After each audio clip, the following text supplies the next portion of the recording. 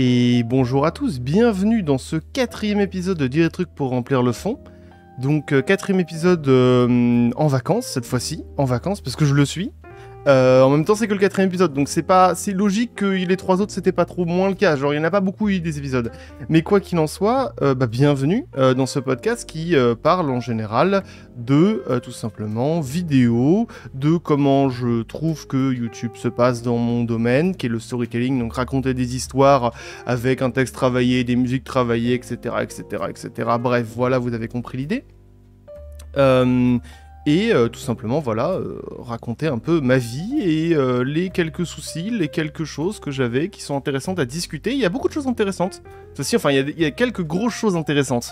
Ou en tout cas, des choses que je trouve que les gens n'ont pas vues et je trouve ça assez intéressant. J'ai dit beaucoup de fois intéressant. On va commencer, je pense. Alors, ce podcast, il se déroule en combien, je dirais 3-4 parties, je vais vous expliquer comment va la vie, ce qui se passe. La dernière vidéo avec les sources en question, parce que c'est un truc très intéressant. J'ai fait un tweet que je vous lirai, que j'expliquerai, et dont j'irai plus loin que le tweet que j'ai fait, parce que c'est bien marrant, mais ça fait pas tout, quoi, on va dire. Donc voilà, ensuite on continuera sur un peu parler des titres et des minias, parce que j'ai remarqué quelque chose qui est de plus en plus utilisé, et qui je pense va être la nouvelle facilité. Qui existe déjà, hein, c'est pas, on réinvente la roue, hein, c'est tout ce qu'on fait. Mais ça va être la nouvelle facilité, je pense que c'est au moins un peu intéressant de le dire. Et on va finir par, l'expérience de travailler avec quelqu'un d'autre. Parce que j'ai travaillé pour quelqu'un d'autre, très exactement. Écrire pour quelqu'un d'autre, donc ça va être intéressant à discuter au minimum. Et on va finir sur quelques points de motivation pour certaines personnes, parce que je sais qu'il y a des gens qui doutent de commencer à faire des choses, qui savent pas trop, qui machin, et j'ai régulièrement des gens qui viennent me voir en DM pour savoir si leur vidéo est bien, si ça c'est cool, si ça machin, etc. Juste à un point à la fin, parce que c'est cool pour les gens dont on a besoin, donc voilà. Et donc, on va commencer, hein. Il fait 35 degrés, là actuellement, là où je suis, il fait 38, donc c'est un peu l'enfer. J'ai une bouteille d'eau et un ventilo que j'espère que vous n'entendez pas. Et let's go. Donc, première partie, comment va la vie? Eh bien ça va.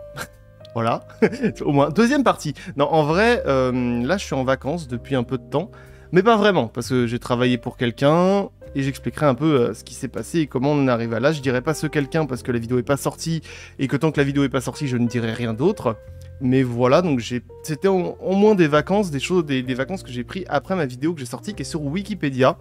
Une vidéo dont j'étais vraiment pas sûr du succès, et qui est devenue en fait là le plus gros succès de la chaîne actuellement. Pas en termes de vue globale, ça reste le seul vrai jeu vidéo qui a fait 619 000 et quelques vues.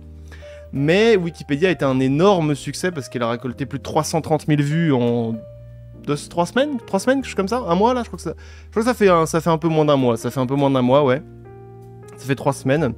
Et donc c'est énormément de vues et ça a rapporté beaucoup d'abonnés parce qu'il y a un peu deux types de vidéos. Il y a les vidéos qui intéressent uniquement les gens qui te connaissent, et les vidéos qui intéressent d'autres types de personnes, tout le monde en fait, c'est-à-dire des gens qui ne connaissent pas comme les gens qui te connaissent. Malheureusement, ça se contrôle pas trop, ce genre de choses, enfin ça peut se prévoir, c'est-à-dire que tu sais que la miniature ou la titre va pas être assez intéressant, tu sais que ça va intéresser plus tes abonnés qu'autre chose, et dès que tu vas faire un truc plus grand public, qui va toucher plus de gens, tu sais que ça peut intéresser beaucoup plus. Et c'était un peu l'idée de Wikipédia, c'est de faire un truc très grand public, parce que Wikipédia tout le monde connaît, c'est comme si je parlais de Google. Sauf que personne ne connaît au final parce que personne n'en parle. C'est assez intéressant de regarder que en France, il y en a très peu qui en parlent. En anglais, il n'y en a pas beaucoup non plus. Les vidéos sont cool, mais bon, ouais, il y en a certaines qui sont vraiment bien. Mais il y en a 2, quoi. Les autres sont vraiment pas intéressants. Enfin, sont pas intéressantes, c'est juste qu'elles sont mal faites. C'est-à-dire que le texte est intéressant, les informations sont intéressantes. Mais vraiment, je sais pas, le montage est vraiment pérave. Genre, c'est vraiment pas ouf. Et quoi qu'il en soit, je voulais en faire une du coup grand public parce que je voulais finir sur ça.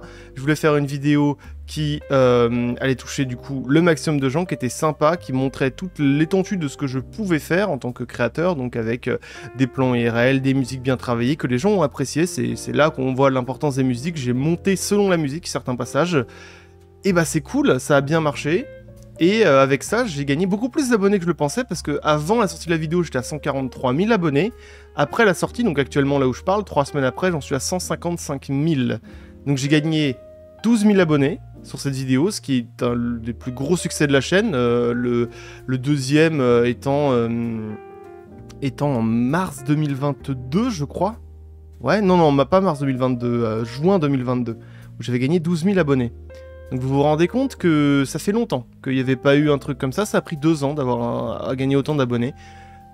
J'en gagne en général entre 8 000 en moyenne, et là, je l'ai gagné plus, c'était cool. Et surtout, ça me permet de débloquer un nouveau but dans le petite aventure de la chaîne, parce que j'en avais pas. C'est 200 000 avant la fin de l'année. Alors, est-ce que c'est bien de faire un but comme ça? Pas vraiment, parce que je contrôle pas le nombre d'abonnés, mais d'un côté, bah, ça me permet d'en avoir un au moins. C'est mieux que rien, parce que rien, c'est un peu plus nul. Tu te lèves un peu le matin en disant, bon, moi, je vais faire une vidéo, mais je sais pas trop pourquoi. Donc c'est pas si pire. Putain, on a 5 minutes, je suis en train de crever. Il fait super chaud. Je fais une parenthèse, mais il fait super chaud, genre. Vraiment, je suis obligé de fermer les fenêtres pour éviter d'emmerder les gens autour. Il fait ultra... Je suis en train de crever. Vous allez voir que c'est une heure qui pour vous sera peut-être simple. Moi, je suis en train de décéder, sachez-le. Et quoi qu'il en soit, du coup, j'ai trouvé un nouveau but. Et c'est un but qui peut être sympa au minimum. Et 200 000 avant la fin de l'année, c'est jouable. Il y a encore 6 mois, à peu près 5-6 mois, faut que j'ai 45 000 abonnés. C'est ça, 45 000 abonnés, c'est jouable. Moi, dans ce que je fais, c'est jouable. Je sais qu'il y en a qui vont dire, putain, 45 000 abonnés, c'est ce que j'ai, ou voir le triple, ou le quadruple, ou le quintuple, ou l'octuple, ou ce que vous voulez de ce que j'ai. Je suis désolé, mais c'est comme ça, la vie est une pute. Mais c'est l'objectif, et normalement, ça devrait être atteint sans trop de soucis, je dirais. Normalement. Après, je vais pas jinx le truc, faut faire gaffe. Je vais boire un peu, parce que je suis en train de déjà décéder. Et surtout... La vidéo sur Wikipédia, ça m'a permis un truc. Ça m'a permis de trouver une série de vidéos à faire. Parce que j'ai un énorme problème sur ma chaîne, qui est ce que je voulais, mais en même temps, ça me fait chier un peu. C'est que tous mes sujets sont différents. Je fais Portal, puis après je peux parler je peux parler de Wikipédia, puis après je peux parler de... Je sais même plus ce que je fais comme vidéo, au secours. J'ai pu parler je suis en train de regarder, excusez-moi, de Trackmania, de comment l'eau est faite dans un jeu, de l'IA, puis après d'Undertale, puis de Mario Kart. Ça peut vraiment être tout et rien. Et j'ai pas de série en tant que telle, j'ai pas comme Combo peut avoir, salut si tu regardes ça d'ailleurs. J'ai pas une série de vidéos qui s'appelle la série des Ravagés. Pour ceux qui connaissent pas, c'est une série de vidéos qui a bien marché, vraiment bien marché.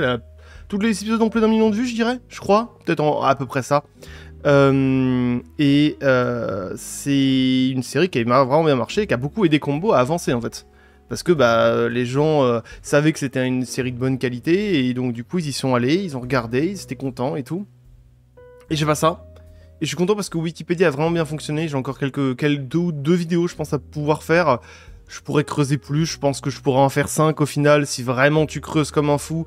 Là, j'ai pas beaucoup creusé, j'en suis déjà, je pense déjà, une vidéo pour sûr, 2 vidéos certaines, enfin 2 vidéos quasi sûres, et 3, ça commence à être un peu, bon, voilà, ça commence à être du forcing, mais bref, quoi qu'il en soit, c'est un sujet dont je suis content d'avoir, ça permet d'avoir une série. Et aussi, ça montre, mais ça j'en avais déjà un peu parlé, je crois, ici, je suis plus sûr, mais je crois que oui, ça démontre aussi que ce qui marche aussi, c'est les choses qui ne parlent pas de jeux vidéo, et de toute façon... ça se voit, je trouve, et ça va continuer à l'être, de moins en moins de storytellers connus, Ego, Combo, The Great Review, moi, peut y avoir d'autres gens un peu en dessous, il y en a moins ces derniers temps. Je trouve que maintenant, il y a quand même la mode, ça a commencé un petit peu à, pas à s'effacer, mais j'ai l'impression que le public a un peu choisi. Je vois moins de nouvelles têtes où je me dis, waouh, putain, lui, il a beaucoup d'abonnés et tout. J'en ai vu quelques-uns, je crois qu'il y a un mec qui s'appelle Safiro, si j'ai pas de bêtises, où je demande, waouh, c'est pas mal ce qu'il fait et tout, et qui fait des bonnes vues. Mais il n'y en a pas vraiment beaucoup dans l'absolu. Et quoi qu'il en soit, ces gens-là va faire de moins en moins de vidéos sur les jeux parce que bah, des jeux, il n'y en a pas 10 000. Enfin, des histoires, il y en a des histoires vraiment, vraiment cool, genre top tier, trop de vues, trop cool, etc. Il n'y en a pas beaucoup. Et c'est pas évident d'en trouver. Donc je pense qu'au bout d'un moment, les gens vont commencer à aller sur l'internet en général ou d'autres choses. Voilà. Mais je pense que le jeu vidéo, au bout d'un moment, ça va commencer à se casser la gueule parce que c'est bien marrant. Mais bon, en plus, les titres commencent à être de plus en plus durs à faire, hein. On a parlé du plus beau jeu, du plus grand, du plus impressionnant, du plus glauque, du plus machin. C'est bien. Au bout d'un moment, les titres vont commencer à s'effacer. Et c'est de plus en plus dur de parler de jeux. C'est pas pour autant que je vais pas continuer, j'ai encore des idées largement, mais c'est juste... enfin largement, 2-3. C'est déjà pas mal, ça fait 2-3 mois du coup, de vidéos. C'est sûr que j'ai de plus en plus d'idées qui ne sont pas du jeu vidéo. Quand je regarde mes notes, bah, c'est moins en moins du jeu vidéo, parce que déjà j'ai une culture qui est au bout d'un moment de jeux vidéo qui est pas gigantesque, j'essaye de me rattraper un peu, mais en même temps c'est pas une passion de fou non plus de jouer à plein de jeux. Moi j'aime bien me settle sur un jeu et y jouer, puis voilà, c'est... Je peux pas dire que je suis passionné de jeux vidéo, ça m'intéresse, mais passionné d'eux, j'ai pas l'impression d'être passionné d'eux, mais peut-être que je me trompe, hein, peut-être que je dis de la merde, mais quoi qu'il en soit, je pense que la plupart des gens vont commencer à arrêter de faire des jeux, donc, enfin de parler de jeux. Et donc voilà, donc ça se passe, prochaine vidéo pour ceux qui savent pas, en fin août, probablement fin août début septembre, on continuera comme ça. Une vidéo fin août qui sera une petite prise de risque parce que, sachez, c'est pour ça que les gens prennent des vacances, les influenceurs, entre guillemets, vidéastes, que vous voulez, prennent des vacances au mois de juillet et août, c'est parce que déjà tout le monde prend des vacances au mois de juillet et août, faut pas déconner, mais aussi parce qu'il y a moins d'annonceurs et donc il y a moins de gens qui regardent et donc ça n'a aucun intérêt de faire des vidéos, vaut mieux garder ses idées pour septembre, octobre, novembre, décembre qui sont des mois qui ralassent sa mère. Et après janvier, février, c'est des mois qui sont un peu creux, puis ça recommence à mars et tout, blablabla, etc. Vraiment juillet, août et janvier, février, c'est vraiment des moments creux. Et c'est pour ça que les gens sont en vacances. Et j'en fais partie. Donc prochaine vidéo fin août, début septembre, parce que moi, j'aime bien la thune au bout d'un moment quand même. En Scratch, j'aime bien. Je sais, c'est pas le but de base, mais j'aime bien. Et c'est quand même mieux quand on fait des vidéos au moment où on peut avoir des gens qui regardent, parce que c'est quand même déjà la base des vidéos, des gens qui regardent. Et possiblement gagner de l'argent avec, c'est quand même aussi sympa, mais les deux vont un peu de pair, hein. Heureusement ou malheureusement, voyez ça comme vous voulez. Quoi qu'il en soit, chose drôle d'ailleurs, j'avais eu un problème sur la vidéo sur Wikipédia, je lâchais en side note parce que je trouve cette anecdote assez drôle. J'ai utilisé une musique qui était à ce moment-là pas copyrightée. Le truc est marqué en non copyright, vraiment, etc. Et je sors la vidéo comme à mon habitude, à l'arrache sa mère, comme on pourrait dire, c'est-à-dire que j'ai fini le montage à 19h, à 19h30 la vidéo était sortie, et après je suis parti en soirée, donc si vous voulez, on était à l'arrache sa grand-mère, mais comme d'habitude. Et quoi qu'il en soit, je sors la vidéo, et là qu'est-ce que je ne vois pas? La vidéo qui est littéralement un rythme, de ce qu'est l'introduction, la vidéo d'introduction de la vidéo, est démonétisée. Donc qu'est-ce qui se passe dans ma tête? Je me dis, bah non, mais moi j'ai un pari à faire en fait. Soit je vais acheter la licence, parce que je vois qu'en fait il y a une licence à acheter. Soit j'achète la licence et je dis à YouTube, hey, j'ai une licence, vous pouvez me démonétiser ça? Enfin, me remonétiser ça? Et ils le font. Soit je ne le fais pas, et dans ce cas-là, bah je perds l'argent là-dedans. Donc la licence, faut savoir qu'elle coûtait 120$. Ça fait 100 €, quelque chose comme ça à peu près. 100 €, c'est une somme quand même, hein. Ça reste une somme, c'est-à-dire que je parie 100 € pour gagner de l'argent. Et donc j'achète la licence, je dis à YouTube, et je l'ai, et très heureux, la vidéo a été monétisée, et elle marche vraiment bien, et j'ai fait un x10. En gros, j'ai dépensé 120 € dans la licence, 100 €, et j'ai la vidéo en revenu pur, parce que je donne la monétisation. Je suis désolé si c'est vos revenus par mois, enfin, je sais qu'il y en a certains qui vivent avec ça, par mois, et que voir une vidéo qui fait autant de revenus ça fait mal, et j'en suis vraiment désolé. Voilà, je préfère le dire, je préfère donner du contexte avant. J'ai fait un x10, elle m'a coûté 100 €, elle m'a rapporté 1200. Et bah sans trop de pub, etc. Super cool. Vous voyez que 300 000 vues, ça fait pas 1 € les 1000 vues, sinon j'aurais gagné 300, non là c'est 4 € les 1000 vues. Donc j'en suis à 1002 pour cette vidéo, donc très content, très bon, très belle prise de risque, hein, parce que j'aurais pu juste perdre 100 balles et que YouTube me dise bah non tu vas te faire foutre, et j'aurais perdu tout l'argent. Quoi qu'il en soit, ça va me permettre de faire au moins, parce que je voulais parler de cette vidéo sur Wikipédia, parce que ça va me permettre de parler de la suite de ce podcast, et la suite de ce podcast c'est un truc très intéressant. En fait, cette vidéo Wikipédia dénonce pas mal de choses que fait Wikipédia, alors dénonce, non, en tant que tel, dénonce que les donations. Après la vidéo parle de la taille de Wikipédia, d'un mec qui a fait un truc particulier, je vais pas vous spoil si jamais vous l'avez pas vu, ça n'a pas d'intérêt d'aller la voir pour comprendre ce que je vais dire après. Quoi qu'il en soit, c'était surtout le moment important, le moment important c'est à quoi servent les dons sur Wikipédia, et il y avait un petit drame derrière ça. Il y avait un petit truc où tu te dis, mais en fait, ils se foutent de notre gueule un peu. Bon. Quoi qu'il en soit, ça, bah évidemment, dire ça, vous imaginez bien que moi, si la vidéo fait 300 000 vues, comme elle le fait maintenant, bah ça veut dire que ça va forcément avoir un impact sur Wikipédia. Très petit, certes, très petit, hein, faut pas déconner, mais admettons, je sais pas, pour une raison X ou Y, moi dans ma tête c'est ça hein, que j'admets, admettons la vidéo, pour une raison X ou Y, tape 500 000 vues, tu vois, elle arrive à 500 000 vues au bout de 2-3 mois, et je sais pas, ça intéresse d'un seul coup un média, peu importe lequel, qui va faire un reportage et qui va mettre en disant « Eh, c'est lui qui l'a dit, on va vérifier, on va vérifier si c'est vrai. » Un reportage télé, admettons, parce que ça pourrait très bien être un reportage télé en tant que tel. Pourquoi pas, tu vois? Et à partir de là, bah là vraiment Wikipédia a les yeux sur moi, se rendre compte que le reportage télé aurait pas existé si j'avais pas dit ça. Et admettons que je reçois une petite lettre de mise en demeure me disant « Mec, t'es dans la merde, enlève ta vidéo ou on te défonce. » Bah j'aimerais éviter ça. Vous comprenez que une vidéo, ça peut complètement partir hors de contrôle. Et c'est logique de penser ça. J'ai pensé que la vidéo n'allait pas vraiment bien marcher. Mais je me suis dit, la vidéo peut aussi extrêmement bien marcher. Et je peux être au centre d'un problème, en fait.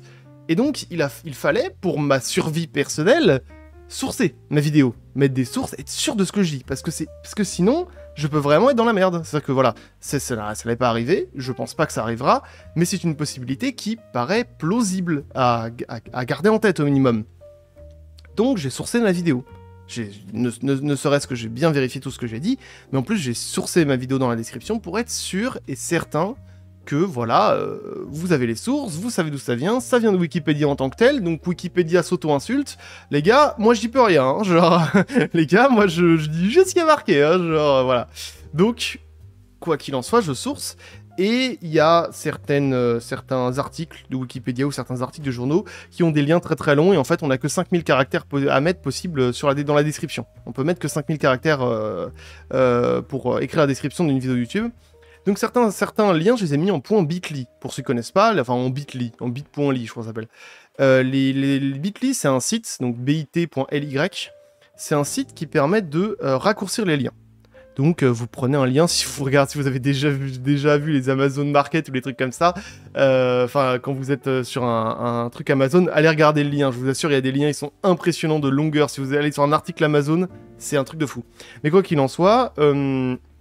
ça permet de raccourcir le lien en quelque chose de bit.ly et un petit identifiant pour que tu cliques dessus et bit.ly va directement te renvoyer sur le site que tu veux. Bon.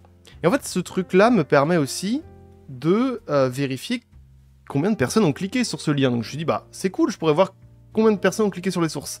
Alors, c'est pas les premières sources que j'ai mis en bit.ly, mais c'est des sources quand même, ça reste quand même des sources, quoi qu'il en soit, c'est des choses qui étaient un peu importantes, et ça m'intéresse de savoir qui a cliqué dessus. C'était des liens Reddit, sur des posts Reddit qui disaient des trucs intéressants et tout, donc j'ai montré en vidéo, machin, etc.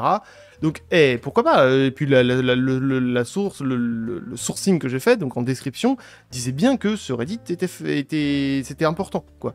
Donc, 2-3 semaines plus tard, je me dis, si j'allais regarder combien de personnes ont cliqué sur mes sources.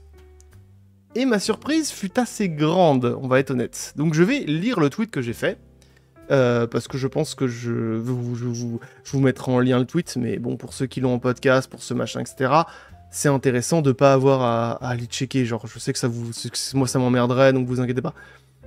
Quoi qu'il en soit, voici le tweet en question.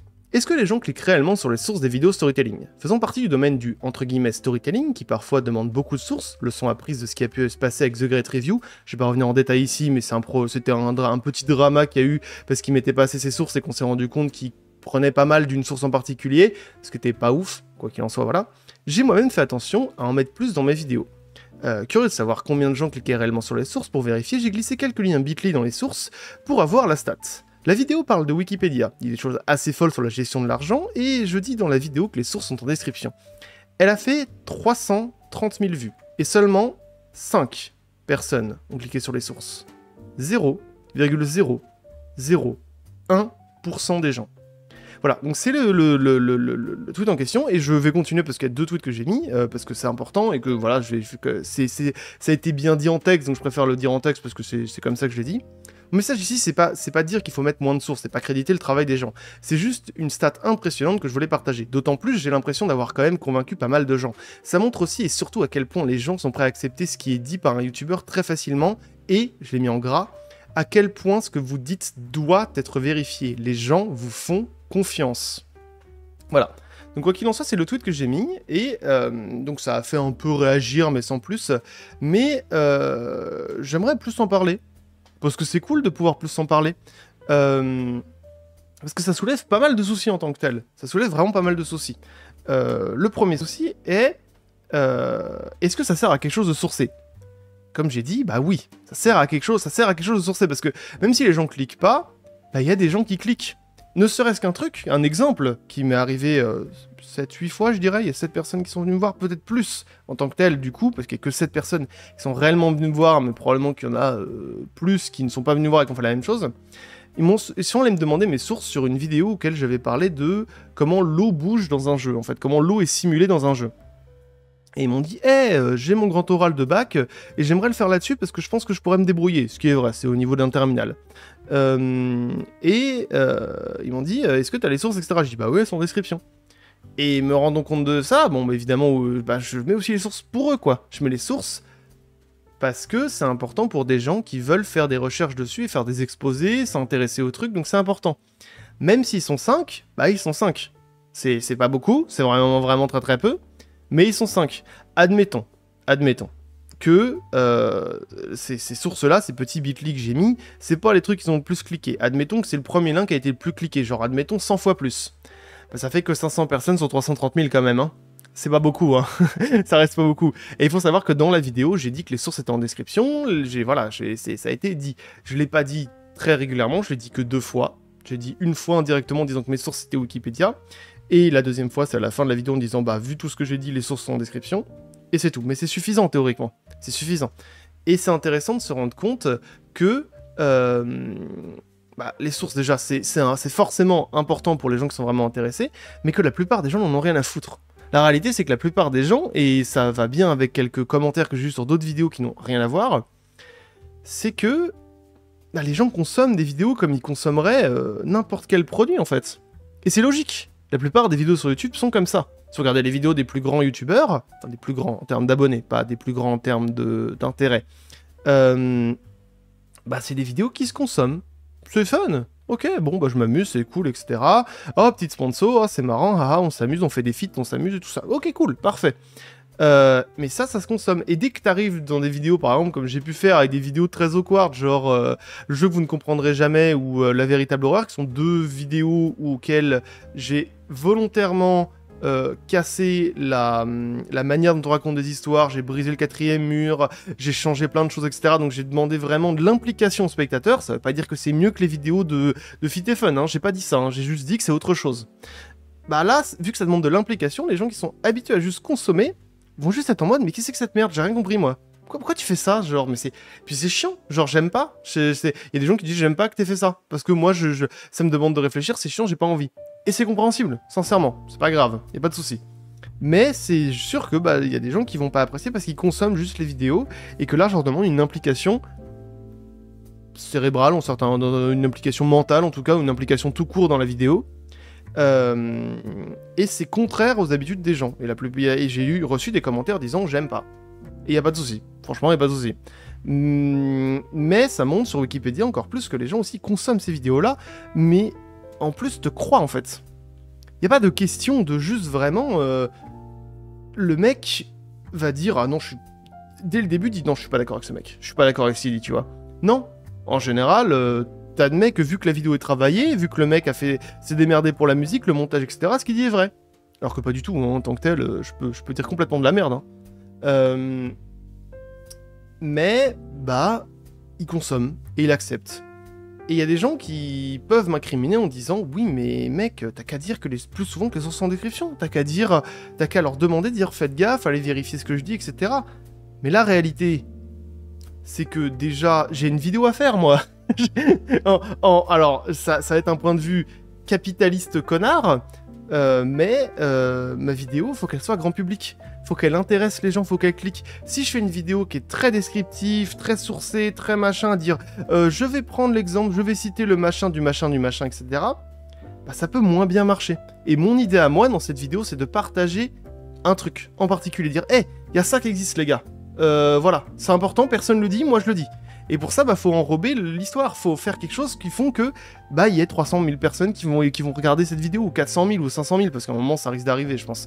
Elle va pas se bloquer à 300 000, je pense. Donc, c'est un enrobage que je suis obligé de faire pour essayer d'éviter que la vidéo fasse 100 000 vues et que ça intéresse pas assez de gens, en fait. Moi, je veux que ça se déploie sur un maximum de gens. Alors oui, ça veut dire que du coup, faut me faire confiance. On va dire, faut plus me faire confiance que si je fais faites gaffe à ce que je dis, vraiment, c'est important de vérifier ce que je dis, voici les sources, machin, etc. Franchement, j'essaie de faire le maximum que je peux, mais il y a un équilibre entre tout. Tout, de façon sur YouTube, ou sur les créations entre artistes et public, est un équilibre entre ce que l'artiste veut, ce que le public souhaite, et il faut chercher l'équilibre. Je pense qu'il y en a un aussi là, et cet équilibre, c'est de montrer les sources quand tu peux au montage, et sans vraiment les dire, et parfois dire « Hey, il y a des sources là ». Mais en tant que tel, je ne suis pas responsable du public. Le public doit être critique envers ce que je fais, en fait. Et vraiment, devoir tout le temps le dire, c'est chiant. Et moi, j'aime pas, parce que vraiment, quand je suis un viewer et qu'on n'arrête pas de me dire ça, j'aime pas parce que j'ai l'impression qu'on me prend pour un con parce que je le sais, je suis au courant. Il y en a qui le savent pas. Mais j'aimerais que je traite mon public comme moi. J'aime pas les prendre pour des cons en disant non mais les sources à les vérifier, machin c'est critiquable, tout ça, blablabla. Oui, ils le savent. Pour moi, ils le savent, vous le savez. Hein. vous êtes prévenus, vous le savez. Mais et mon travail, c'est juste de sourcer et faire attention. Donc bon, quoi qu'il en soit, les sources, ça a été un chiffre au moins intéressant. Et j'aimerais bien refaire l'expérience, mais cette fois-ci en disant plus dans la vidéo que les sources sont en description. Voir si vraiment les gens vont plus cliquer, en fait. C'est intéressant de voir ça, mais ça montre aussi la manière qu'ont les gens de consommer les vidéos, et je pense que c'est juste YouTube en général, en fait. C'est juste la manière dont on consomme maintenant sur Internet en général, c'est-à-dire que j'y peux rien. En réalité, je pense que j'y peux pas grand-chose. Je peux faire mon taf pour essayer que les gens qui sont vraiment intéressés puissent facilement trouver ce qu'ils veulent, mais les autres, je peux rien faire pour vous. Si vous consommez les vidéos parce que vous les consommez comme ça, bah j'y peux rien. Et je trouve ça dommage d'aller incriminer le créateur sur ça quand je pense que c'est juste un problème général en fait. Et tu peux faire un effort, chacun peut faire un effort de son côté, mais le problème est général. Et je l'ai fait un petit peu, mais je vais pas aller plus loin que ça, parce que l'idée de mes vidéos, c'est qu'elles soient vraiment qu'elles soient le plus intéressantes possible, et qu'elles soient calculées pour. Et justement, ça me permettra d'arrêter ce truc de source, parce que j'ai l'impression d'un peu me répéter. Je vais continuer sur un truc qui est intéressant, parce que c'est littéralement ce que j'ai fait pour cette vidéo. C'est les titres et les miniatures, ce que j'appelle l'enfer du rouge. En gros... Si vous voyez, depuis un peu de temps, les vidéos, les chaînes qui fonctionnent vraiment beaucoup, Ego et Combo en tête, moi aussi du coup, parce que c'est le test que j'ai fait, et les vidéos qui fonctionnent vraiment, ont toutes la même chose en commun. Vous allez voir, c'est impressionnant, si vous l'avez pas déjà vu, allez regarder les chaînes de Combo et d'Ego, parce que je peux pas vous le montrer malheureusement, mais c'est très impressionnant.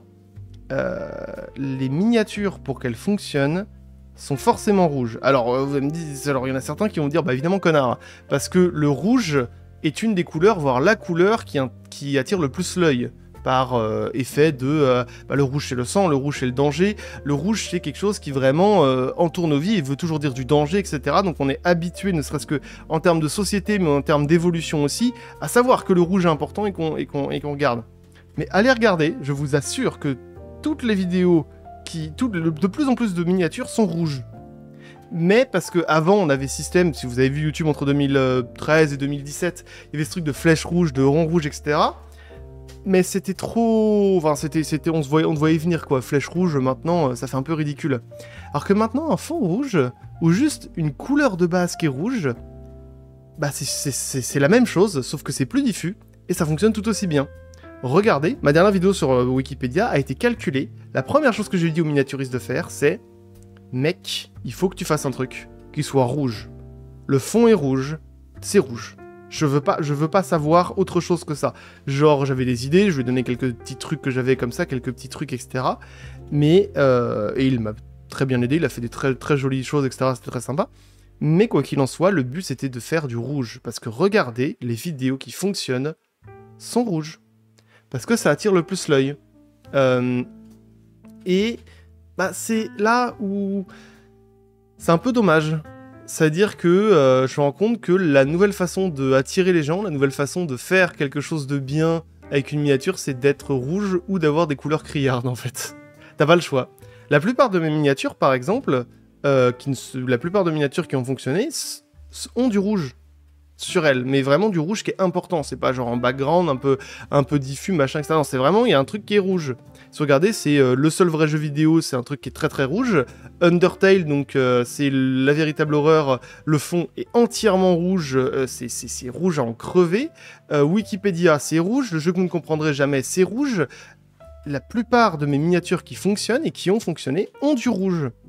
Mais vraiment, genre, le plus grand scandale de triche de Trackmania, par exemple, qui était une vidéo où, en fait, vous voyez une piste, avec derrière un fond un peu à la matrice, et une voiture qui avance avec une traînée derrière elle, une petite traînée. Secours, putain, je suis en train de brailler. Avant, la voiture était de base, dans la miniature qu'on voulait faire, verte, et elle est passée en rouge, parce que bah, ça attire beaucoup plus l'œil, c'est tout. Et... peut-être pour certains, je suis en train de réinventer la roue, mais c'est littéralement ce que j'avais dit au début, hein, on réinvente la roue là. Mais la plupart des vidéos qui fonctionnent font ça. Et c'est intéressant, ne serait-ce que de le voir, que bah, ça va être probablement la nouvelle chose qui va être chiante. Vous allez voir de plus en plus de titres et de miniatures rouges. Et de titres un peu moins avec des trucs très violents, type le plus, la plus machin, etc. Mais plus ce que j'appelle les superlatifs, pour ceux qui n'ont pas, c'est tout ce qui est plus, meilleur, trucs comme ça. C'est tout ce qui agrandit quelqu'un, je saurais pas trop comment le dire, mais vous avez peut-être l'idée de ce que je veux dire. Et cette idée de superlatif, bah, ça commence à être un peu ringard. Le millionnaire, le plus grand surdoué, le machin, etc. Donc on commence petit à petit, ça commence à se voir à petit changer, à faire des trucs un peu moins, un peu plus... ouais, non, ça reste quand même des titres qui sont un peu putaclic, hein, parce que les tréfonds de Wikipédia, je t'avouerais que c'est putaclic, mais c'est pas du gros superlatif, c'est du superlatif qui a pas été trop fait. Créer la suite parfaite aussi, c'est pas trop du superlatif. Ça va, en fait. Bon, le plus grand scandale de triche... Je dirais rien. Ma vidéo sur le plus grand scandale de triche en Trackmania. Bon, le titre, voilà, mais ça fonctionne encore. Mais c'est juste que c'est de moins en moins le cas. Et c'est intéressant qu'il y ait de deux choses.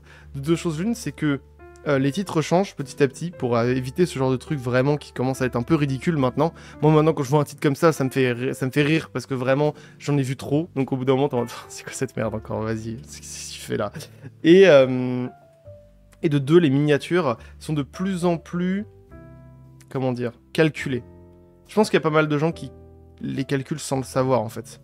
Mais si t'as vraiment la théorie des couleurs en tête, et si tu sais ce qui attire l'œil, tu vois bien que c'est le rouge qu'il faut faire, en fait. Il y a forcément du rouge à mettre sur une miniature, et il faut être calculé, précis, et pour ça, bah, en général, pour faire des bonnes miniatures comme on en fait avec d'autres gens, soit t'es fort dedans et t'as trouvé une stratégie qui te permet de te démerder, soit tu demandes un miniamaker. Et en vrai, il y a une certaine forme, moi j'ai une certaine forme de dépendance à un miniamaker. Je sais pas vraiment faire des miniatures bien. J'en ai fait certaines, mais la réalité c'est que j'ai besoin d'un miniamaker. Et pour ce genre de choses, t'es dépendant. Et c'est vraiment 50% du taf. Je vous assure qu'il y a des gens avec qui on a theorycraft pendant des dizaines et des dizaines de messages sur les titres, sur les miniatures, sur comment faire, sur comment changer. Parce que les gens qui changent les titres et les miniatures, c'est pas pour vous emmerder, c'est parce que bah il y a un moment où en fait ça va attirer le plus de gens et c'est un peu l'intérêt, déjà pour gagner de l'argent et surtout parce que bah moi ce que je fais c'est aussi parce que j'ai envie de le partager au maximum de monde et que le maximum de monde soit intéressé et pour ça bah faut faire un truc qui attire le maximum de monde et qu'est-ce qui attire le maximum de monde? Bah les pulsions, les choses basiques, donc le rouge. Et j'ai pas le choix pour bien calculer ça et pas que ça se sente trop. De faire ça via un miniamaker. Ou alors de vraiment taffer. Mais en général, tu finis par faire avec une IA, donc c'est plus ou moins la même chose, sauf que le miniamaker est à moitié gratuit et pas très bon. Donc bon, c'est plutôt plutôt la même chose, mais malheureusement, bah, c'est de plus en plus ça, et moi c'est ce que je veux aussi malheureusement faire un peu plus, hein, parce que c'est ça qui marche, même s'il y a certaines miniatures je ferai pas en rouge pour me faire kiffer, mais c'est ça qui marche, et bah c'est une mode qui pour l'instant n'est pas trop découverte, donc ça va. C'est une méta qui est pas trop découverte, donc on peut encore le faire. Mais au bout d'un moment, ça va être trop fait, il va falloir changer, il va falloir s'adapter, faire un peu mieux, faire un peu plus précis, etc. Mais ça, je pense qu'il y a un truc. Sachez qu'il y a un truc. Voilà, si vous faites des vidéos, il y a un truc derrière le rouge, sachez-le. C'est évident, mais... Enfin, pour moi, c'est évident. Je pense que j'ai dit des choses évidentes, mais peut-être que c'est pas le cas pour les autres. Donc voilà, et je vais y aller sans transition sur la suite, mais d'abord je vais boire, parce que ça fait 35 minutes que je parle, j'espère que c'est pas trop redondant ni quoi que ce soit. Je vais boire, et j'arrive. Donc sans transition, parce que j'en ai pas, je vais parler de l'expérience de travailler avec quelqu'un. Au mois de... avril, mai, juste comme ça, quelqu'un est venu me voir, quelqu'un avec beaucoup d'abonnés, beaucoup plus que moi. Je vais donner une stat qui n'est pas vraie, comme ça au moins, mais c'est un peu plus... qui est plus basse ou plus haute, je dirais pas, mais que ça. Mais une personne à 800 000 abonnés est venue me voir, me dire « Hey, j'ai besoin d'un mec comme toi ». Alors, pour des raisons dont je ne dirai pas, parce que sinon vous allez vite probablement envie de savoir qui c'est. Mais il avait besoin d'un truc storytelling et d'un truc spé à moi que il peut pas trouver ailleurs. Bon, voilà. Et est arrivé un deal sur le fait que bah, je vais écrire pour lui une vidéo. À la base, c'était normalement plus que ça, beaucoup plus que ça. Mais ce sera, pour l'instant, ça n'est qu'une vidéo et ce sera quelquefois d'autres vidéos, mais peut-être, on verra, ça dépendra de la suite. Parce que le texte vient d'être fini. Enfin, le texte est théoriquement fini, il y a le tournage, etc. machin, mais voilà, le texte est fait. Au moins, le texte est fait, donc ma partie est faite, on va dire. Et c'était une expérience très intéressante qui rend compte qu'on peut littéralement, je pense qu'on peut maintenant, avec les gens qu'il y a, avec les storytellers qu'il y a, etc., être un réel ghostwriter. Je pense que bon, déjà, je pense qu'il y a déjà des personnes qui le sont, mais qui sont vraiment pas connues, parce que c'est le principe d'un ghostwriter. Mais tu peux vraiment, en tant qu'une chaîne YouTube, écrire pour les autres. Et bah, quand tu fais en plus des vidéos type storytelling, etc., bah, t'as un avantage de fou, c'est que tu peux dire « Hey, j'ai écrit une vidéo, regardez à quoi ça ressemble, et regardez ce que ça fait comme ça, regardez ce que ça fait comme vue, etc. » Ta chaîne est littéralement en CV pour ça. Donc ça, au moins, c'est cool, ça. Et c'était assez intéressant parce que y avait un principe de comment faire des vidéos qui, je pense, dénote d'un souci qu'il y a dans les créateurs et que je partage parce que c'est le principe de ce podcast. En fait, cette personne, en tant que telle, a une équipe. C'est-à-dire qu'il n'y a pas une seule personne, il y a plusieurs personnes déjà à la base, et travaille sur des vidéos de manière beaucoup plus en équipe que je peux le faire. Moi, par exemple, je écris, fais la voix, monte, pas la miniature, mais en général, c'est un peu l'idée de la miniature, mais bon, ça dépend, et je vais pas me donner tout le crédit là-dessus. Mais en tout cas, j'écris, je fais la voix off et je monte, entièrement seul.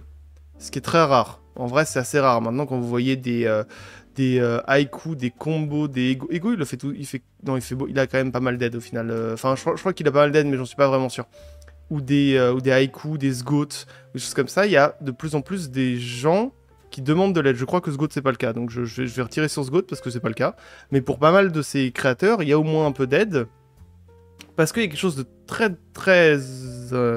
difficile quand t'es seul, c'est que t'es littéralement seul à toutes les décisions. Et c'est parfois très difficile de prendre du recul sur certaines choses. J'ai eu des problèmes, moi, sur mes vidéos, qui sont... j'explique un truc, je fais mon texte, et je me dis, ah, je pense que cet endroit-là, les gens vont mal comprendre. Et donc je sors la vidéo, et qu'est-ce qui se passe? Bah c'est totalement un autre endroit que les gens n'ont pas compris. Cet endroit, ils l'ont très bien compris, personne m'a emmerdé. Et l'autre endroit où ils font, mais c'est quoi ça? Pourquoi t'as dit ça? Je comprends pas. Et moi, je l'ai pas vu. J'étais en mode, ah ouais? Ah ouais, ok, je l'avais pas vu.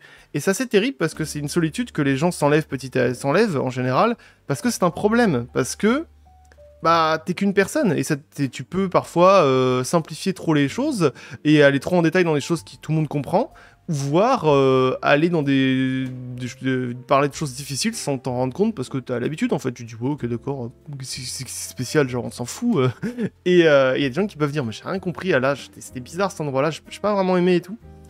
Et c'était intéressant pour lui parce qu'en fait ce qu'il fait et ce qu'on a fait au final, c'est que j'ai écrit mon texte en partie. En fait, la réelle histoire, attends, je vais raconter la réelle histoire parce que c'est un peu plus drôle que ça. En fait, cette personne m'a dit ouais, ce qu'on fait, c'est que tu fais la recherche pour une vidéo. Il m'a donné le sujet de la vidéo. Tu fais la recherche pour la vidéo. Et une fois que c'est assez, une fois que t'as assez de recherche, on fait un live avec les gens autour et tu nous parles de l'histoire. Et on se rend compte, et tu te rends compte avec ça de savoir qu'est-ce que les gens comprennent mal, qu'est-ce que les gens ont kiffé, qu'est-ce que les gens n'ont pas aimé. Et avec ça, tu peux commencer à écrire le texte en sachant ça. Et c'est de ça dont je voudrais parler, c'est vraiment la solitude du créateur. C'est quand tu crées seul, bah, tu peux vraiment te foirer comme une merde sans le savoir. Et c'était au moins intéressant parce que moi, en gros, ce que j'ai fait, c'est que j'ai pas juste fait les recherches et c'est tout, bingo, on y va, on finit là-dessus.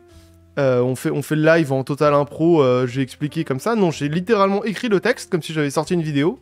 J'ai écrit le texte et après, j'ai juste déroulé le texte. C'est-à-dire que j'étais comme si j'enregistrais la vidéo. En plus, j'ai quasi one-shot le truc, ce qui est impressionnant parce que en général, ça prend 20 ans de... Ceux qui ont déjà fait de la voix off savent que ça prend 20 ans normalement d'enregistrer un truc. Mais là, bon, j'avais moins le stress de merde, faut pas que je me foire, faut que j'articule bien tout ça, tout le bordel. Et c'est une expérience super cool parce que c'est une expérience qui te permet de te rendre compte de ce qui va et ce qui va pas. Bon, ça allait en général bien sur ce que j'ai fait, mais il pourrait dire « Ah, mais cet endroit-là, je sais pas, je trouvais ça un peu chiant, j'ai un peu décroché à cet endroit-là. » Mais ça, par contre, c'était super cool, j'ai adoré. Et ce truc-là... Et c'est là que tu vois qu'il y a des gens qui travaillent en groupe justement pour ça, pour éviter cette forme de solitude chelou où tu peux pas voir ce qui va pas en fait. Tu sais pas ce qui va pas et en plus, bah tu peux pas trop parler à d'autres créateurs parce que d'autres créateurs sont un peu occupés. Et des potes, c'est un peu aussi pas forcément ouf parce que tu vas avoir des potes, tu leur dis, hey, j'ai fait un texte, admettons, tu leur déroules le texte. Bah parfois il y en a certains qui pourront dire ouais c'est bien, mais sans se rendre compte qu'il y a ça qui va pas, il y a ça qui va pas, il y a ça qui va pas, parce que c'est juste des viewers qui ont dit bon bah écoute mon pote est en train de regarder un texte, c'est cool, je vais l'écouter. Là ce qui est bien c'est que c'était vraiment des gens qui ont déjà écrit des vidéos et qui peuvent vraiment un peu te défoncer quand même, mais sans non plus être trop dans avoir trop écrit de vidéos. Et du coup avoir tellement leur style que le style d'un quelqu'un d'autre ça clash un peu, tu te dis ah c'est bizarre comment tu l'as dit là, j'aime pas trop, etc. Et c'était intéressant, il y avait pile ce milieu, cet entre-deux qui permet vraiment de améliorer un texte et le rendre vraiment cool, et il est vraiment cool, je pense vraiment que la vidéo j'espère fonctionnera bien, à ce moment-là, quand elle sortira vous le saurez, genre j'espère, vous le saurez, en tout cas je le dirai, en tout cas je ferai une annonce, je le dirai machin etc. Mais quoi qu'il en soit, je pense que ce sera une bonne vidéo. Et c'était moi quasiment à 80... Je pense que ce sera moi peut-être à 80%, 90%, peut-être c'est much derrière. Et c'était une expérience très sympa. Sachez que du coup, c'est des possibilités si jamais vous faites des vidéos de commencer à écrire pour les autres. Parce que j'ai été payé évidemment pour ça. Parce qu'il faut pas déconner. Et sachez que ça coûte très cher de faire des textes. Parce qu'en fait, réalité, et c'est ce que cette personne s'est rendu compte, ce que moi je me rends compte, c'est ce que beaucoup de gens se rendent compte dans ce milieu-là, la grande majorité de ce qui fait qu'une vidéo fonctionne, c'est le texte. Des vidéos storytelling, c'est le texte, t'as pas le choix de toute façon. Qu'est-ce que tu veux que ce soit d'autre? Bon, peut-être, allez, la musique, admettons, la musique et le montage, admettons. Mais la musique et le montage donnent l'émotion, mais le texte, faut que ça donne l'intérêt en fait. C'est vraiment ça, quoi, c'est vraiment ce truc-là. On se rend compte que c'est ça qui coûte extrêmement cher au final. Le montage et la musique, c'est pas si dur, hein. Ça demande pas vraiment... Moi, si vous regardez mes timelines de montage, c'est ridicule, genre... les musiques, bon, faut un peu d'investissement et tout, mais c'est pas non plus... Ce qui coûte extrêmement cher, c'est le texte, parce que c'est vraiment... C'est une qualité que pas beaucoup de gens ont. Et c'est légitime, vous le voyez sur le nombre de gens qui font des vidéos. Il n'y en a pas 10 000 qui écrivent super bien, et tu dis, what the fuck, trop bien. J'estime pas que j'écris super bien, d'après ce que je vois, les gens me veulent quand même avec de l'argent, etc. Pour ça, donc, moi je prends, hein, je prends, mais j'estime pas que je fais des trucs de fou. Hein. Mais bon, sachez que ça vaut très cher. Et ça vaut combien? on va donner les chiffres. 3000 euros. Voilà. Pour une vidéo qui va faire 800 000, 1 million de vues peut-être. Bah voilà, c'est ce que ça coûte. Et c'est logique d'un côté. Peut-être qu'il y en a beaucoup qui tombent un peu de leur chaise sur le chiffre, mais c'est logique. Tu peux pas dire que c'est vraiment quelque chose de très surprenant que de payer aussi cher pour un texte, parce que c'est littéralement le cœur de la vidéo. C'est ça qui fera que ce sera un succès ou non. C'est ça qui fera que les choix de l'auteur en question vont faire que la vidéo va être retenue pour ce truc-là ou pas retenue pour ce truc-là. Et c'est quand même beaucoup de responsabilité déjà pour l'auteur. Et du coup, c'est logique que ça coûte aussi cher, surtout pour des vidéos comme ça, parce que les sponsors dans les vidéos d'1 million de vues, 800 ou 1 million de vues, ça rapporte 15 000 balles, hein, 15 à 20 000 euros. Hein. Bon, c'est à ce niveau-là, on est sur des niveaux d'entreprise, donc c'est pas directement de l'argent qu'ils ont dans leur poche, etc. Mais bref, quoi qu'il en soit, voilà, 3 000 euros, ça va. Genre, 3 000 euros sur une vidéo qui peut en rapporter 15 à 20 000. Bon, vous vous rendez compte que c'est pas non plus colossal, quoi. Quand tu prends en fonction de ce que la vidéo vaut vraiment, ça va. Donc voilà, mais c'était une expérience au moins très intéressante, auquel j'en parlerai à un autre moment, etc.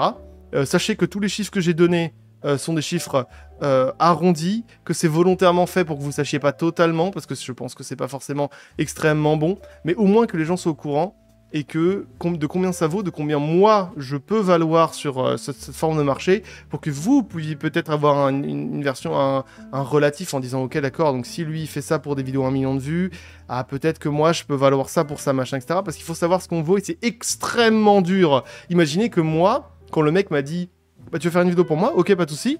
Moi, j'étais en train de lui dire, attends, je vais peut-être lui dire 1000 balles, mais 1000 balles, j'ai l'impression de le voler, tu vois.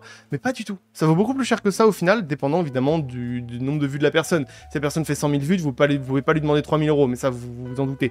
Mais voilà, c'était au moins intéressant, et j'espère que ça peut vous permettre de savoir combien vous valez, parce que moi, je me sous-valuais, alors je fais un relatif de la personne, évidemment, mais je me sous-valuais par rapport à l'importance que c'est de l'écriture. Donc voilà. Ça devrait tout, hein. Ouais, je pense que ça devrait tout. On va finir sur le côté motivation de ce passage, parce que je me suis rendu... En fait, faire une chaîne YouTube, donc c'est une transition, si jamais vous vous en avez pas rendu compte. Faire une chaîne YouTube, c'est un très, très, très long voyage. Genre, moi, ça fait plus de 6 ans, théoriquement, que j'ai commencé à faire des vidéos. Ça fait 2 ans que j'en fais vraiment sérieusement. Donc, tout le temps. Enfin, tous les mois. Pendant 4 ans, ça n'a pas marché. Et depuis 2 ans, ça fonctionne. C'est-à-dire qu'à peu près, avant, je faisais en 1 mois, en termes de vues, ce que maintenant, je fais en 1 heure. Vous voyez à peu près l'idée. Hein. En termes d'abonnés, c'est pareil. Donc, bon. Comment dire, ça a un peu changé. Et c'est une aventure qui est très, très longue. Et il y a beaucoup de murs du feu. En fait, c'est beaucoup de murs du feu. Les murs du feu, c'est... Je crois que c'est un truc en évolution, mais je suis plus sûr, en évolution des espèces. Mais en gros, il y a un moment où, en fait, des espèces vont mourir à partir d'une certaine épreuve, parce qu'il y en a certaines qui ne sont pas faites pour tenir, en fait. Et bon, déjà, ça se voit sur le storytelling. Comme j'ai dit, il va y avoir une mode. Les gens vont commencer à s'étouffer parce qu'il y en a trop. Et au bout d'un moment, ça va descendre et il n'y aura que certains qui vont survivre, qui auront su changer, même qui auront su modifier et prévoir ces murs du feu, tout ça, machin, etc. Et les gens, en général, quand ils voient des chaînes YouTube, quand t'es en viewer, tu te rends pas compte du temps que c'est déjà de faire une vidéo. Bon, ça encore, admettons, c'est pas beaucoup, c'est pas le truc qui tue le plus les gens, c'est plus le temps que c'est de monter. Quand tu vois moi, tu fais, waouh, il est passé de, là, début d'année, j'étais à 100 000 abonnés, j'en ai 155 000. Les gens disent waouh, c'était rapide et tout, 155 000 abonnets, etc. C'est des grands chiffres, c'est sûr. Cependant, quand tu vois la réalité, c'était 55 000 sur 6 mois, 7 mois. Ça fait plus de 7 mois maintenant. C'est beaucoup. C'est très, très long, 7 mois. Quand tu les vis, en fait. Quand tu vois les chiffres tous les jours. Alors ça évolue, certes, mais tu dis putain, c'est long quand même. Et encore, j'ai une progression qui est très très grande. Enfin, qui est assez grande. La plupart ont des progressions beaucoup plus petites que ça, et les gens se rendent pas compte vraiment du chemin que ça prend. Et du coup, les gens se disent, les gens qui ont pu voir que ils sortent une vidéo, ils font Ah ouais, mais en fait, putain, j'ai fait 10 vues, 20 vues, 30 vues, 100 vues, 2000 vues. Allez, 20 000 si jamais vous avez de la chance. Ils disent, ah, et j'ai gagné ça en abonnés. Ah. Ah, ça va être long, hein. Ça, pour les 100 000, admettons, ou les 10 000, ou les 1000. Oh, ça va être long quand même, hein. Et là, souvent que c'est le premier mur du feu, les gens abandonnent. Parce qu'ils se disent, ah, c'est beaucoup d'investissement, et là, c'est pas le moment, en fait. Parce qu'il y a des moments des gens qui disent, oui, mais j'ai ça, oui, mais j'ai ça, oui, mais j'ai ça, oui, mais j'ai ça. Sachez un truc, hein, je préfère vous le dire, comme ça, vous êtes au courant. Il y a jamais de bons moments. Moi, c'était moi quand j'ai fait des vidéos, hein, quand j'ai commencé les vidéos, des études c'était de la merde, enfin j'aimais pas du tout. Je m'étais fait larguer, j'étais seul dans un appart dans une ville que je détestais, avec pas beaucoup de potes qui étaient assez loin de moi. C'était la merde, genre la merde, tu vois, y a rien qui allait. Et j'ai fait des vidéos à ce moment-là. Parce que, bon, déjà, c'est un peu là. C'est pas la. Je dirais pas c'est l'énergie du désespoir, parce que là, ça fait un peu much. Mais c'est ce truc où tu fais. Bon, allez, vas-y, faut faire quelque chose là, faut avancer. Il y a rien qui fonctionne, donc autant essayer de faire fonctionner autre chose. Donc c'était un peu. On va dire. On va se définir comme énergie du désespoir, mais vous comprenez un peu l'idée. En fait, même après, à la suite, quand j'ai continué à faire des vidéos, il n'y a jamais eu de bon moment. À chaque fois, j'avais un stage, à chaque fois, j'avais des études, à chaque fois, j'avais ces merdes dans la vie, j'avais ces trucs qui allaient pas, etc. Et j'avais envie de me poser, de jouer à LoL, de ce que tu veux, etc. Et je me suis dit, non, sur le long terme, ce qu'il vaut, c'est faire des vidéos. C'est essayer d'avancer sur ça. C'est extrêmement long, et il n'y a jamais de bon moment. Sincèrement, il n'y en a jamais. Donc, je pourrais pas le dire suffisamment, mais parce que vous vous rendez pas compte que beaucoup de choses que vous faites, il y a beaucoup de choses qui sont juste, parfois, des excuses pas tant valables que ça. Il y en a qui le sont vraiment. Si votre vie, vous avez des gosses, parce que moi, j'avais pas ça, hein, genre, quand même, on remet un peu en perspective, mais si vous avez des gosses, si vous avez un travail qui prend beaucoup de temps et que vous n'avez pas le choix parce que, c'est de l'argent à rentrer, etc., soit vous grindez, vous faites une vidéo tous les 3 mois et ça prend beaucoup de temps, mais au moins vous la sortez, vous êtes content. Soit, c'est pas grave, rip, et vous avez d'autres choses dans votre vie, et il faut assumer que, les choses que vous avez, les choses que vous avez font que, il y a d'autres choses que vous n'aurez pas. Mais pour la plupart des gens qui ont entre 20 et 20, entre 18 et, moi même un peu plus tôt, entre 15 et 25 ans, c'est pas trop le cas, normalement, j'espère, pour vous, sinon force. Et, c'est le meilleur moment pour le faire, même si ça paraît pas l'être. Hein, mais c'est le meilleur moment quand vous avez, pas de gosse, pas vraiment de temps de responsabilité que ça, même si vous devez quand même bouffer au bout d'un moment. C'est le moment. Voilà. Parce que c'est le premier mur du feu vraiment que je vois apparaître chez les gens. C'est oh putain c'est long et moi c'est pas le moment pour faire ça en fait. Voilà, ça l'est pas et je pense que c'est bon, je l'ai suffisamment dit. Maintenant. Et quoi qu'il en soit, comme je disais, en plus de ça, il y a d'autres murs du feu. Et le mur du feu qui est assez intéressant, un autre mur du feu qui est assez intéressant, c'est les gens qui vont sortir des vidéos en disant ouais, mais enfin, qui vont pas sortir de vidéo en disant ouais, mais je veux qu'elle soit parfaite. Donc, sortir une vidéo tous les 3 mois, tous les 5 mois, tous les 6 mois, tous les 7 mois. Pour moi, c'est une impasse et une idée de merde. C'est-à-dire que ce Great Review le fait, mais The Great Review fait 1 million de vues, donc c'est malheureusement, heureusement ou malheureusement, je ne sais pas comme vous voulez, pas vous, et pas moi non plus. Et je vois des gens vraiment pas sortir de vidéo pendant un temps, mais impressionnant, mais ridiculement impressionnant. Juste pour être parfait, alors que je trouve que c'est vraiment une très mauvaise idée, pour la simple et bonne raison que ce parfait que vous avez sera un 16 sur 20 dans 6 mois. Sincèrement, quand je revois mes vidéos il y a 6 mois, je me dis « Ah, j'aurais pas fait ça comme ça. Ah, j'en ai eu un peu la flemme là. Oula, c'était bizarre ça. Oh, la musique, je l'aurais pas mise là. Oh, non, j'ai pas aimé ce passage-là, etc. » En fait, forcément, ça se voit pas, mais vous évoluez, et on évolue en faisant des choses. On devient on devient forge pour devenir forgeron. Putain, j'y arrive plus, au secours. C'est en forgeant qu'on devient forgeron, c'est ça. C'est ça, j'ai réussi, c'est bon. Et c'est un truc qu'il faut se rendre compte, c'est que il faut s'exercer, continuer et rater. Et c'est pas grave, et sortir des vidéos. De toute façon, déjà, personne vous voit, mais en plus, les choses iront forcément mal. Ça ne sera jamais parfait. Mes vidéos vont forcément mal. Il y a forcément des passages où je suis très fier et des moments où je suis cringé. Peu importe que vous trouvez mes vidéos bien ou pas, peu importe que vous regardiez mes vidéos ou pas, je pense que vous vous rendez pas compte que les choses, mais peu importe, je parle de chaîne YouTube, mais je parle de tout au final, hein, parce que on peut parler, là vous pouvez prendre mes conseils et les utiliser partout, je pense. Mais les choses iront forcément mal, ça sera forcément pas parfait, mais vous devez rater, vous devez vous exercer pour continuer. Vous pouvez pas faire un truc en mode ce sera parfait. Le jour où ce sera parfait, vous le sortirez, bah ce sera nul parce que vous serez exercé sur un exercice.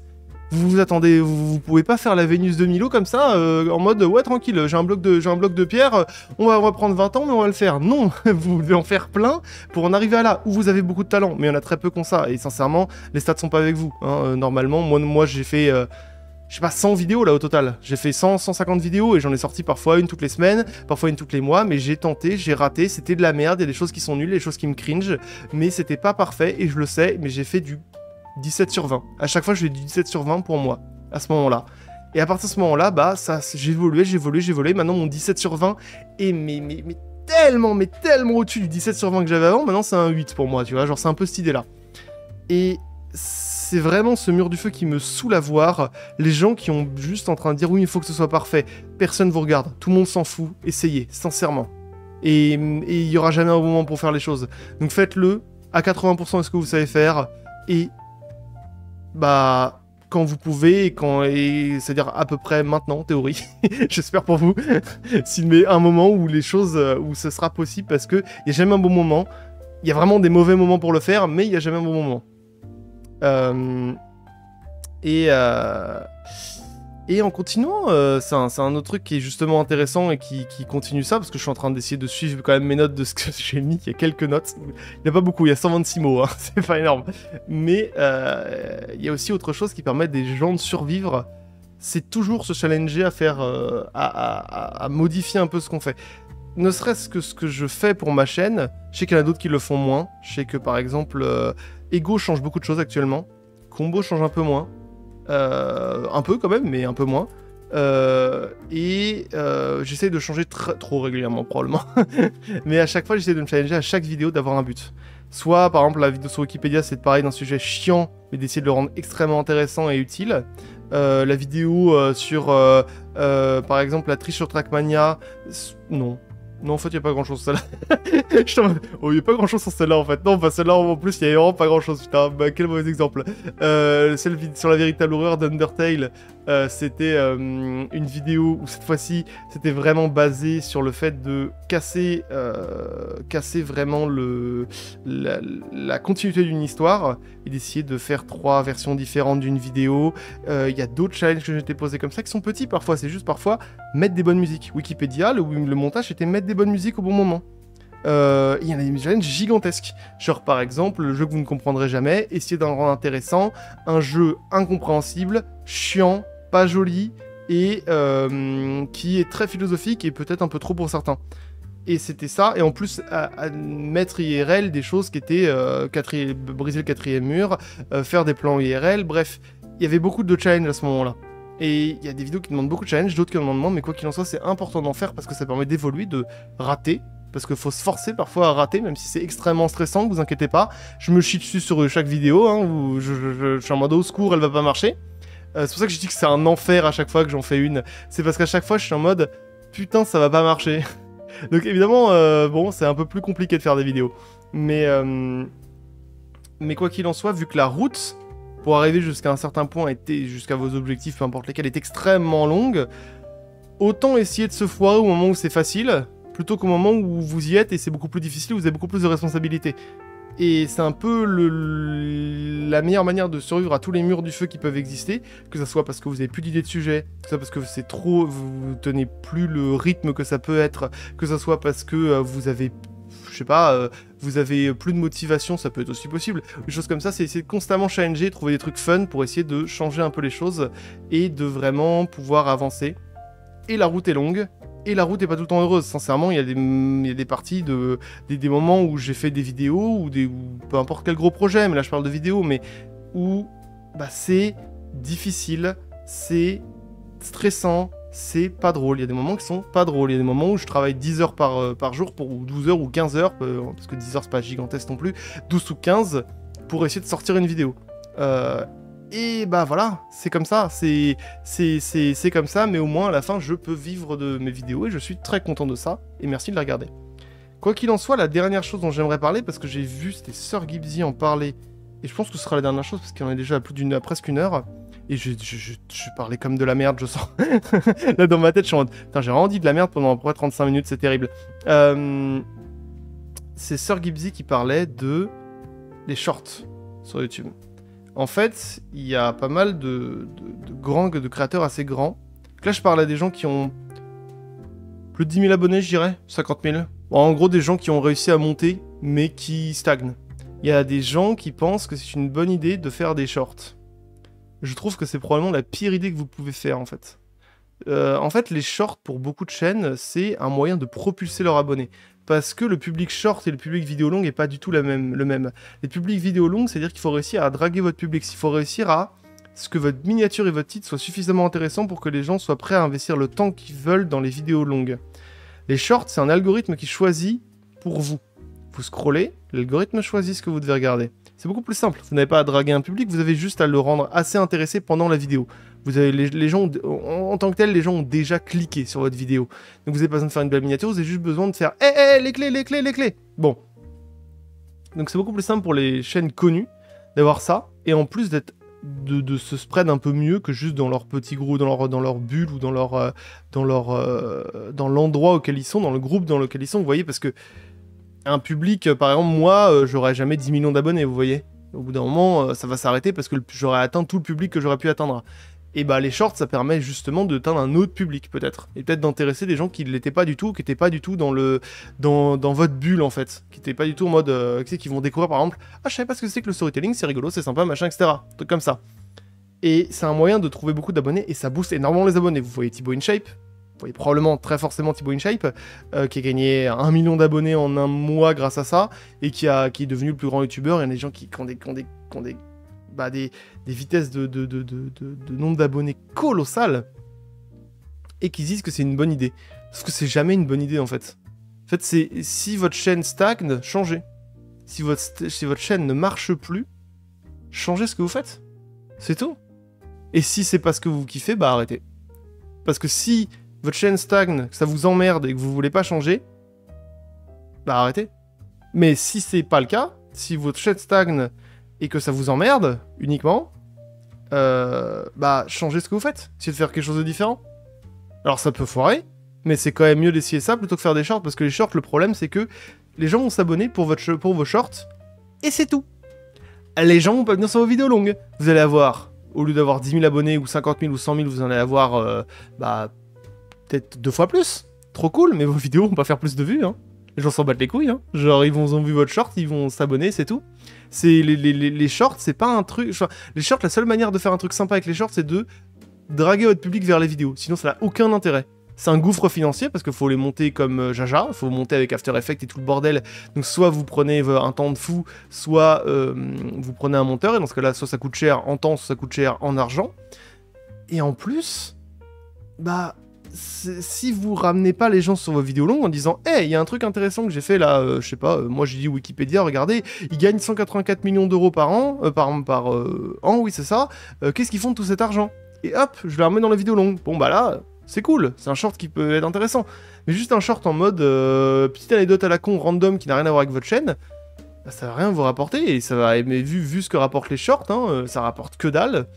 Bah vous allez peut-être payer 100 balles pour une vidéo, ou 150 balles pour une vidéo, et vous passez quelques heures, ça dépend si vous payez ou si vous y passez vous-même votre temps, et y gagnez quasi rien. Ou des abonnés, mais des abonnés fictifs. Donc les shorts, vraiment, je trouve que c'est vraiment une impasse, ne le faites pas. C'est vous maudire, en fait. Je trouve vraiment que c'est vous maudire.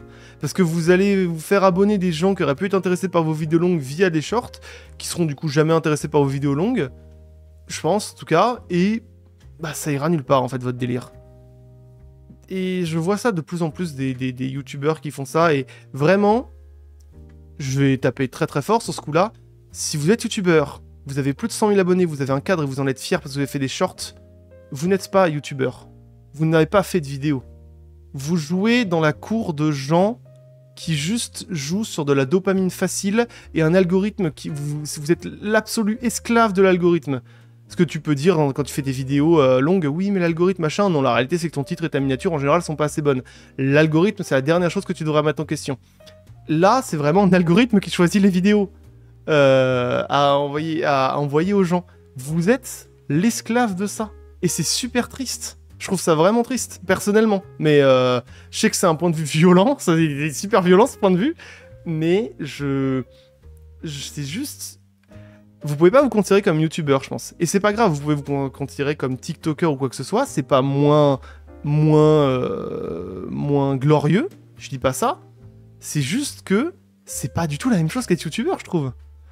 J'ai discuté un jour avec quelqu'un qui faisait des shorts, on n'a pas du tout les mêmes considérations. Mais pas du tout. Genre lui, il essaie de faire de la quantité, plusieurs fois par jour. Moi, j'essaie juste de faire une vidéo bien, je travaille le titre, la miniature, etc. C'est pas du tout le même type de truc en fait. D'un côté, ça fait un peu artisan qui essaye de faire sa chaise parfaite, qui est magnifique, qui a des petites volutes, etc. Et l'autre en fait plein. En tant que tel, les deux sont des trucs évidents. Mais tu peux pas dire que les deux personnes font la même chose. Et perso, moi j'ai énormément de mal à être esclave de l'algorithme. Ça me tuerait, genre ça me tuerait vraiment, être en mode putain, j'espère que l'algorithme va bien vouloir mettre ma vidéo devant le nez des gens. Parce que personne ne clique sur les shorts volontairement. En tout cas, c'est très rare, sauf pour en commencer un et commencer à la lignée des 100 shorts que tu vas faire qui va te prendre 45 minutes et tu vas être très triste. Mais c'est pas la même chose. Et j'ai vraiment du mal avec l'idée des gens qui font des shorts qui font moi je suis youtubeur, regardez, j'ai tant d'abonnés, regardez, j'ai un cadre, etc. Tu peux en être fier, c'est juste pas la même chose que les vidéos longues, je trouve. Vraiment. Je trouve que les vidéos longues, c'est pas du tout la même chose. Et je pense que faudrait juste avoir des trophées différents. Pour les vidéos longues et les vidéos courtes. C'est pas la même chose, c'est pas le même délire.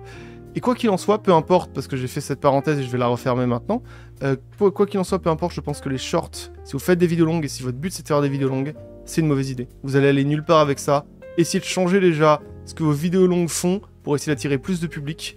Ou admettez, si jamais vous avez 800, 900, 1 million, 2 millions d'abonnés, mais je pense que vous n'écoutez pas ça de toute façon, admettez que c'est la fin de votre public. Votre public, il est là, et c'est cool. Vous avez déjà tant de public. Même si vous n'avez pas 1 million d'abonnés, si vous faites, je sais pas, des tutos sur la menuiserie et que vous êtes à 10 000 abonnés, bah c'est peut-être le maximum du public que vous aurez.